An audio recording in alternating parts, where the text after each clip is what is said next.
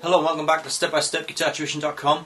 This is the third lesson in the Step 2 module for improvers, and in this lesson I'll be teaching you how to play a 2-octave dominant 7th and major 7th arpeggio.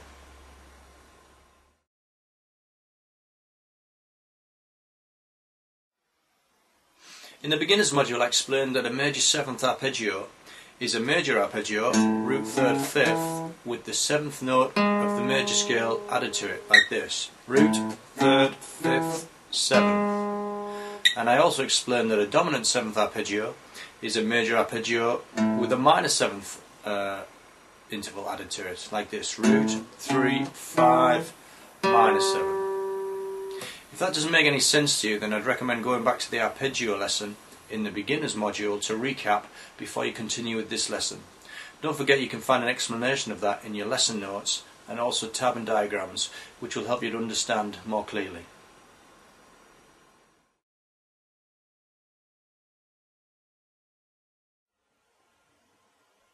Firstly, let's go over the 1-octave major 7th arpeggio that we looked at in the beginner's module. Root, 3rd, 5th, 7th, octave. What I'm going to do now is extend that arpeggio into the next octave, like this. Root, 3rd, 5th, 7th, root, 3rd, 5th, 7th, root. Okay, that looks like a lot of notes, but I'm still actually only playing 4 notes. The root, 3rd, 5th, 7th, and then the root, 3rd, 5th, 7th in the next octave. Okay, I'll show you that in close-up now. Start with your second finger on the root note, 5th fret, bottom string. Then you got the 4th fret on the A string, which is your major 3rd. The 7th fret on the A string, that's your perfect 5th. And then you got the major 7th interval, 6th fret on the D. Then the octave at the 7th. On the next string, at the 6th fret, major 3rd interval. Then on the next string, perfect 5th. And on the top string, major 7th. And octave. And back down.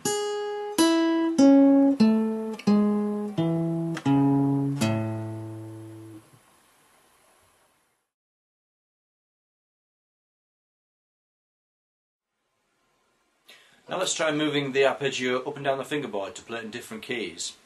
If you move up the fingerboard from the 5th to the 7th, so that your second finger is on the 7th fret, that's the note B, and if you play the arpeggio from there, that gives you the B major 7th arpeggio, like this.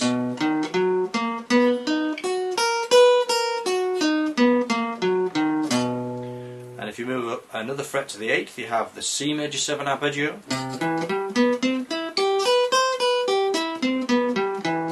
And at the 10th, you have D, or a D major 7 arpeggio.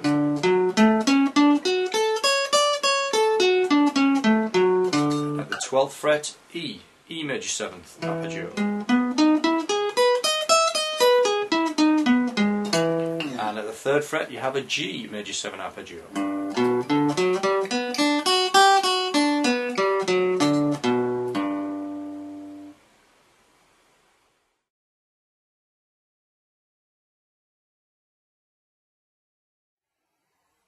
Now let's try that with the dominant 7th arpeggio.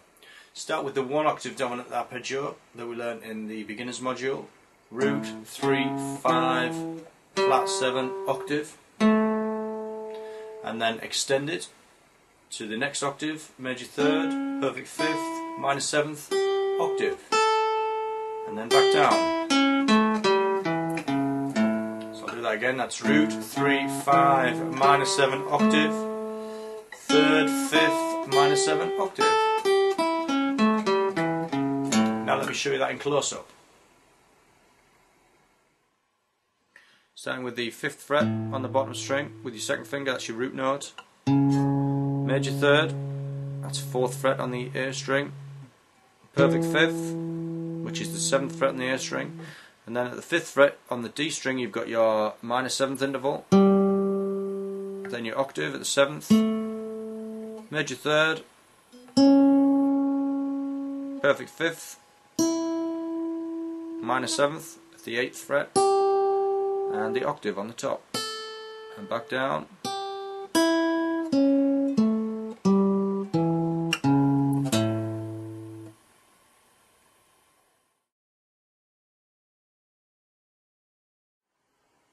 Okay, now let's try that in different positions.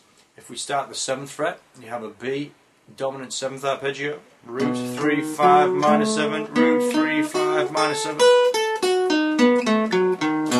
At the 8th fret, C, you have a C7, or C dominant 7 arpeggio.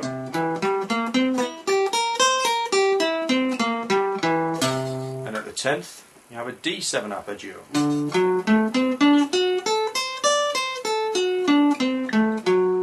And so on. So that's how you play a 2-octave dominant 7th and major 7th arpeggio.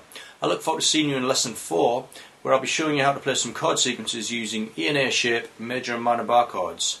And also we'll be looking at different time signatures. I'll see you then.